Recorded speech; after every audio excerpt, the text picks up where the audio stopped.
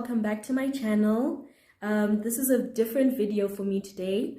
I want to talk to you guys face to face or via the camera, which I don't usually do in my videos. Usually I do a voiceover because I'm trying to concentrate on what I'm doing so that I give you guys, the best of me and what I'm trying to do. I find it very difficult to speak to you guys and style my hair at the same time. So anyway, I want to get straight into today's video, which is about shampoos, the different types that they are and how to use them to promote hair growth and to minimize breakage.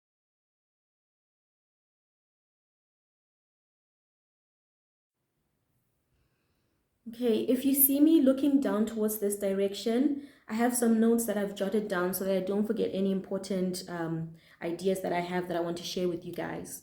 First on the list are clarifying shampoos. I personally like to call them spring cleaning shampoos because they're deep cleansing formulas which are formulated to help cleanse your hair thoroughly of excess oils, product buildup, gels, oils that you use, moisturizers, like the really heavy kind. Clarifying shampoos are really great at removing all that junk and dirt from the wicks. So those are the spring cleaning shampoos, clarifying shampoos, which help to clean your hair thoroughly, your hair and your scalp.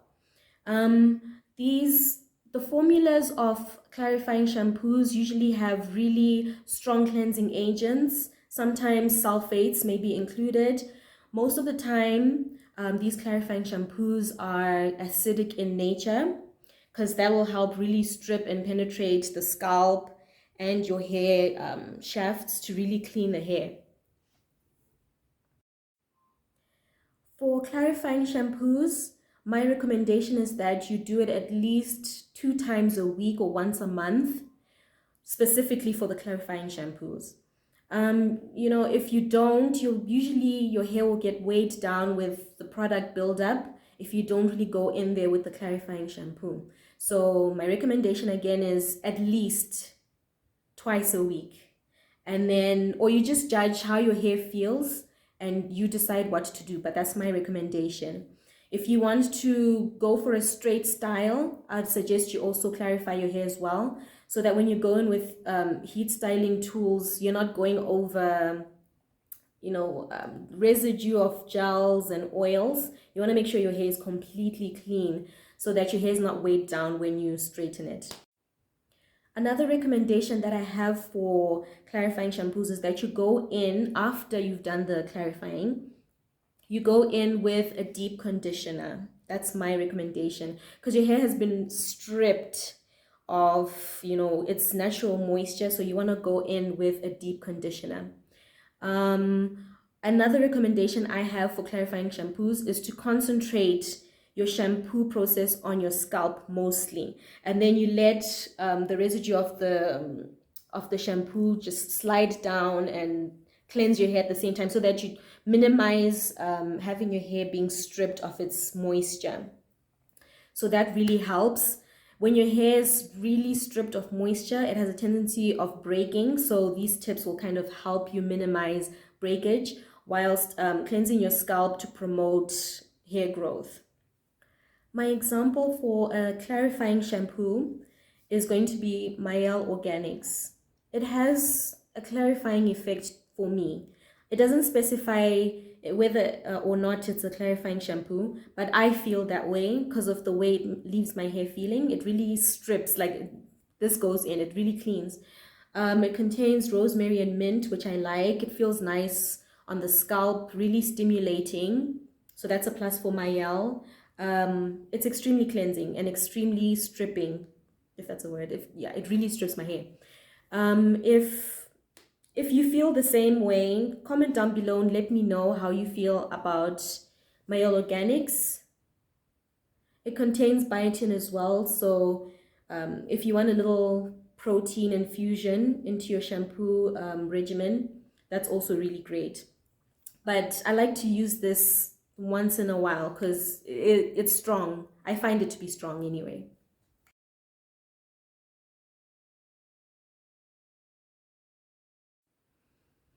Okay, next on my list are moisturizing shampoos, or what I like to call mild shampoos.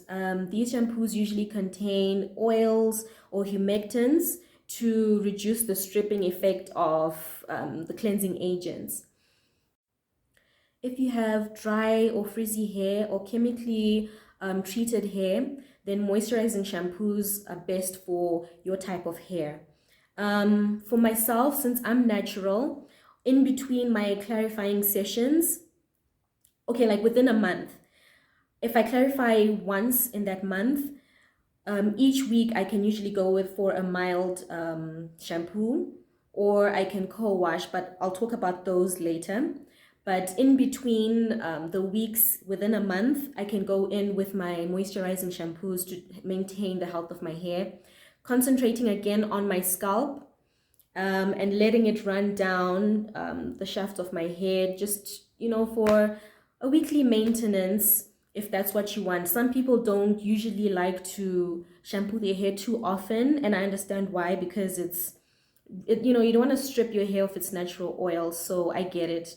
But this is an alternative to clarifying your hair too often within a month, which will result in breakage. So if you've got frizzy dry hair, if you are a straight natural, or if you're relaxed, then a mild shampoo would be best for you. For your moisturizing shampoos, you can either go for a co-wash or a moisturizing shampoo. I have two examples for you. The first one is the Main Choice from the Alpha range, and it's a 3-in-1. What is 3 in? So it's a 3-in-1 co-wash leave-in detangler. That's a lot of stuff that it does, and I know people usually, they don't trust 3-in-1 type of products, but I'll vouch for the Main Choice. I enjoy using the Main Choice. The formulation is impeccable. Yeah, 100%. So don't shy away from trying. You just never know. This will leave you with a lot of moisture, and it will cleanse you. And funny enough, even though it's a co-wash and a leave-in, it kind of suds up when you apply it to your hair. So if you really want to cleanse, you use a bit more. And then if you're going in with the leave-in, a little goes a long way. So for moisture, the Main Choice 3-in-1 from the Alpha range, that's really good. And then the other one that I have is the As I Am.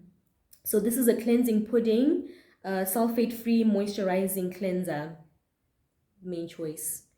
I don't use it as often, but it's pretty good. I mean, it has tangerine in it, aloe vera, castor oil. Aloe vera is a humectant, like I mentioned earlier. And then it has the castor oil, vegetable glycerin, which is a humectant again, saw palmetto, and phytosterols. Yeah, these are all oils.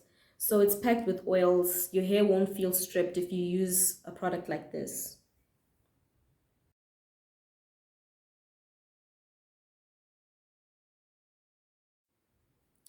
Next on the list, we have volumizing shampoos. These are a game changer if you want to have body and volume with your hair.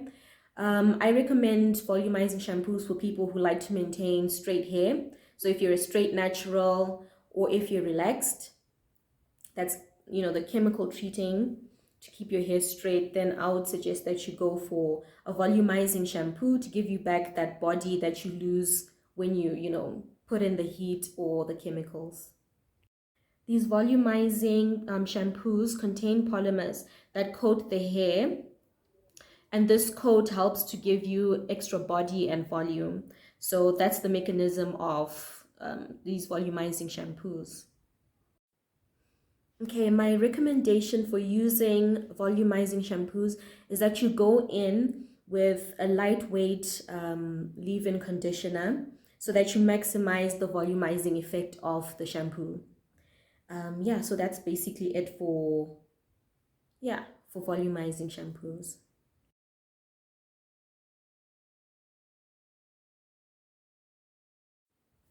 Next on my list are anti-dandruff shampoos. If you're suffering from a fungal infection, if you're having itching or flakes, then this type of shampoo is best for you. Anti-dandruff shampoos contain ingredients, please excuse my pronunciation, but so the active ingredients are zinc, pyrithione, and then you have ketoconazole, and another one is selenium sulfide. So those are some of the active ingredients that are contained in anti-dandruff shampoos. I like to use Head and Shoulders. I hope you can see. Yeah, this gives you a nice good cleanse. You want to focus your shampoo on your scalp especially, and then you can let it run down the length of your hair. But these, they'll help alleviate the itching, and over time, they'll reduce the flakes that you have on your scalp. Another recommendation for using anti-dandruff shampoo is to let it sit on your scalp for some time. I like to give it at least 10 minutes. I think that'll do. So if I feel like I have a problem with dandruff or itching, I like to use that within a month, at least 4 times, letting it sit on my scalp. And then, that gradually helps with the itching and the symptoms that I'll be having. I don't use it often because I don't really suffer from dandruff, but, it's really effective. And Head and Shoulders is really good. This is not sponsored, but it works, and I want to plug you guys. So, yeah.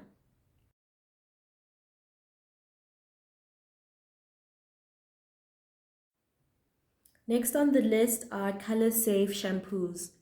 So if you have had a dye job, you want to use these type of shampoos because they help to maintain the vibrance of your hair without stripping or dulling the color that you may have on. So color-safe shampoos. Unfortunately, I don't have any examples to give you guys because my hair this is my natural color. I haven't dyed my hair, so sorry about that. I'll try and add some examples here and there within the video so that you guys can, have an idea of what I'm talking about. So color-safe shampoos are formulated with very mild cleansing agents. My recommendation is that if you have colored hair, that you don't shampoo it as often so that, your hair doesn't fade and become dull. And another recommendation that I have is that you use not mild, but lukewarm water. You don't want to go in with hot water because it's going to react with the color molecules that you have in your hair. So you want to avoid that. Yeah, so those are some tips that will help you maintain the vibrance of your hair. You can wash it, but shampooing specifically, just reduce it if your hair is colored. We've come to the end of this video. I hope it has been informative for you. My encouragement is that you read your labels, read the ingredients, and you use what's best for you, and to suit the needs of what you're trying to achieve with your hair. Because the shampoos that you've seen, they're not the same. I feel like some people just go into the shops and then they just pick anything and think, I'm just going to shampoo my hair, but you end up damaging your hair because you're not being specific and you're not using it the proper way. So I hope this was helpful. If you want to see me do my wash day, I've got 2 videos, I think, where I wash with different products, and you get to see that. Thank you so much for watching. Like, comment, and subscribe.